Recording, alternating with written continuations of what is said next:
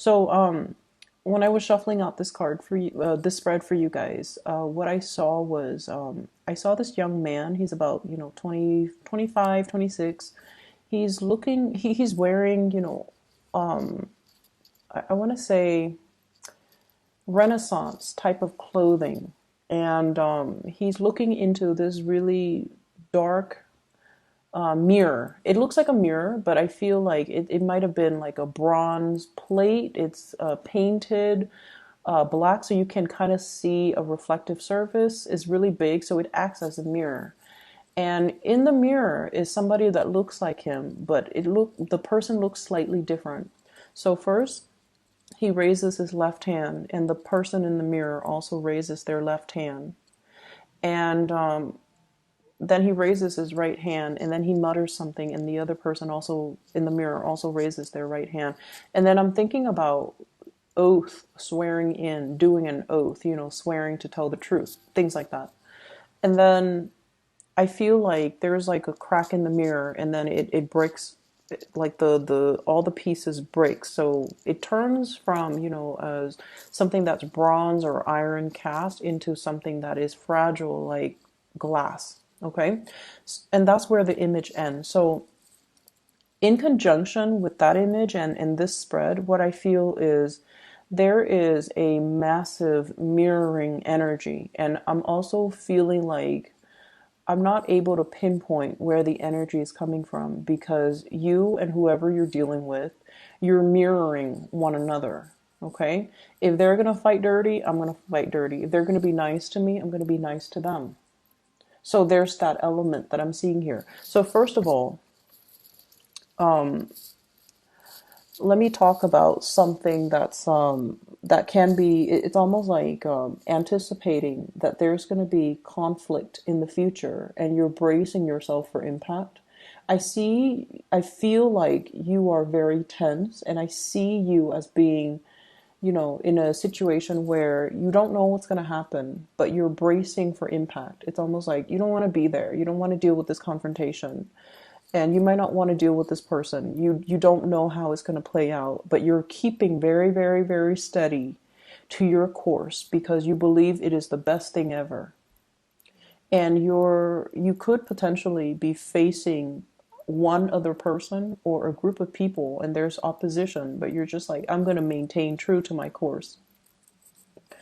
And I see like a courtroom, that whole swearing in, promising to be honest and truthful, and to be able to relay information that represents the truth. So I see something like that, possibly a court date with another person, possibly being called to court to summon to tell your side of the story.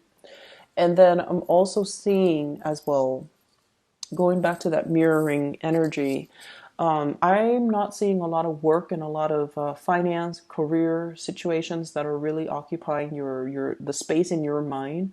I'm seeing more romance. Okay, and let me just relay the information as I see it. I see a huge age difference between two people. You could be the younger one or you could be the older one. Once again, it's hard for me to pinpoint this energy. And what I have here is, the advent of a birth. This is the birth. This is somebody who is very, very young. They're coming into the world. They're trying to find themselves. And then we end with a very, very old man who has learned everything he is to learn. And he's trying to give the guidance and the advice and the knowledge, to transmit knowledge to the younger generation. Okay, so there's an element about things coming full circle in this spread. And I'm almost like feeling like there are things that you have to learn. You're in the process of unraveling, learning something. And when we are in a learning environment, we have to, be defenseless. We have to also understand that I'm not an expert in my field. So I need to humble myself to take other people's advice. I need to humble myself to accept the fact that I don't know everything, and to listen to people's sage advice, to listen to people that are experts in their field, and to listen to people that have good reputation as being somebody who's, well respected, and they're known to give unbiased advice, or they're, just experts in their field. They know what they're talking about. I need to operate from that space where I'm open and receptive to new information, new ways of doing. And, I can still be critical of the information I'm getting, but I need to consult the right sources and the right types of people in order for me to, grow as a person. So I'm seeing here there is a lot of potential for growth, from this infant stage.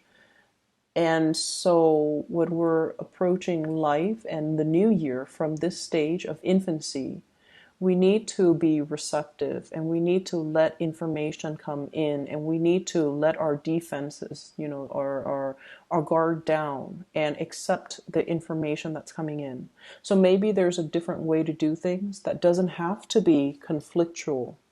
Maybe there's a wiser, a more exalted way to do things, where we can give of ourselves, where we can transfer knowledge, where we can allow new situations to thrive. Okay, so steering away from conflict and moving towards a situation where it's almost like making that sacrifice, letting the ego aside in order to allow new things to thrive, in order to allow new opportunities for new people to come into the picture. So that's what I'm sensing here. And I feel, once again, going back to that initial message that I got off track on, there is a relationship here where there's an age difference. And the reason I bring this up is a lot of the times age gaps, can indicate a generational rift between two people. One person operates from more of that place of, I'm feeling, honestly, 1950s types of family dynamics, where the one person is like the breadwinner, the other person is like the homemaker or the caretaker. One person comes home with his usually briefcase, and then the other person that's at home comes and greet them at the doors. The kids are always properly dressed, they're clean, there's possibly going to sermons, on the weekends, on Sundays. So that's the type 1950s Americana type of a family dynamics that I'm seeing. One person might be used to that or might want that. And then the younger person might be looking for something a little bit more exciting. The young person might feel like, marriage is nice and all, but look at the divorce rates. Do we really need the institution of marriage? So one person might be a little bit more of a nonconformist. So I do see ideological clashes, values clashes between two people because of this age gap. And age, when we love somebody, is not really a major factor. But when we think about our childhood conditioning and the environment we grow up in, the age gap can create rifts further down the line, okay, just based on our worldview of the generation that we grow up in. I mean, look at the new generation. They're so inundated with electronics, and there's like really high rates of, ADD amongst children. So we have to factor these things into the dynamics of the relationship, and we have to really understand where the other person's coming from. Okay, and so I see this attraction, and I see a major age gap. And then I also feel like for many of you, there might also be age gaps in your existing relationship that creates conflicts, that disallows you to see eye to eye with one another. And I feel like there is a very brazen, bold communication that came through from somebody. It could be from your end, it could be from your partner. Bold, brazen communication that was like stark, naked truth. And the reason I say that is because of this card. Okay, so this is here, is equivalent to the Page of Swords. This is like bold, brash communication. And I don't feel that is brash, but I feel like somebody is putting everything on the line. I mean, he's got nothing left to lose, and he's in a little bit of an interesting situation. Okay, so somebody is offering you possibly a an interesting proposal, and you might sit with this information and you don't know what to do with it. And I'm feeling inner conflict from your end. I'm feeling like I'm feeling like there's something happening here for this week where you are awoken to your passion. You are awoken to something new. It's like whatever flame that has been flickering and, growing to embers and have been kind of squashed out in your life, it's being reignited in a very, very big way, and it's being reignited by a person. I see a physical person coming into the picture, and the flames could be anger or the flames could be love. It could be passion or it could be lust. So, however, this operates for you, it's going to be different. But I definitely see a spark of passion, of something that you thought, it's done and over with, it's gone. It's being lit up again. And so it could signal to me, facing a conflict with somebody that gets your blood pressure up, or it could be dealing with something that is new and passionate, and it's almost like either way there's some daring, provocative communication coming through, and you're sitting with it and you're like not really sure how what to do. You're not really sure what to say, and you're not really sure what you need to do. I feel like some of you might be in a relationship and you're being solicited from outside your relationship, and you're just like, no, I'm good where I'm at. I'm safe. I trust my partner. I don't know if I trust you 100%. So I feel like that's what I got. And then for others, I feel almost like you're afraid to go after this new spark of passion or pursue that person because you feel like, no, they're going to break my heart. I like them a lot, but I don't feel like they like me to the same extent. They might just want to, just sleep with me and then leave me, or they might not be looking for the same relationship that I'm looking for, or they're not as committed. They're a little bit too flighty, so I'm just going to keep my feelings to myself. So I feel that. And I don't know if it's coming from you or the other person. That's the problem, because the energy is very mirrored. You know, it's they behave a certain way, so you behave a certain way. Or you're looking at them through a specific lens, okay? So, for example, going back to that expectation, that generational rift, that world view, you see things in a specific way, and then you kind of go out into the world and you look for signs and indicators that kind of confirm your biases. It's like confirmation bias. You're cherry picking evidence. You're looking for things that confirms what you already believe, and you're not open to seeing other things, other ways, other interpretations. And there's a big danger with that.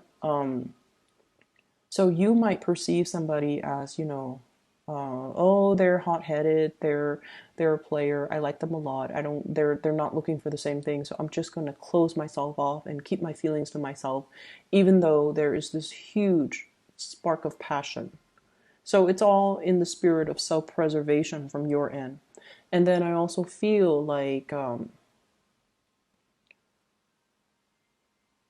I also feel you not making a move. I also feel you assessing. And I see two people looking at each other and constantly just assessing one another's motives.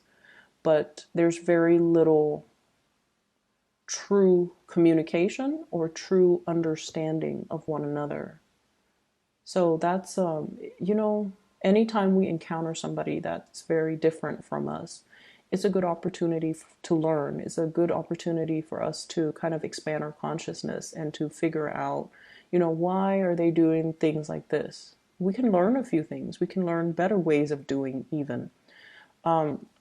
So the people that I see you dealing with, I have water signs, fire signs, and air signs. Aquarius, Gemini, Libra, Queen of Swords, Queen of Cups, Pisces, Cancer, Scorpio, King of Wands. This is a fire sign, Sagittarius, Aries, or Leo.